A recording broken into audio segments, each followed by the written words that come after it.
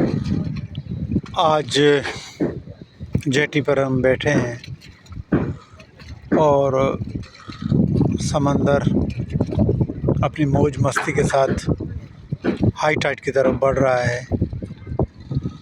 कश्तियाँ खड़ी हैं, कुछ थोड़े बहुत जो काम हैं तो लोग वो कर रहे हैं।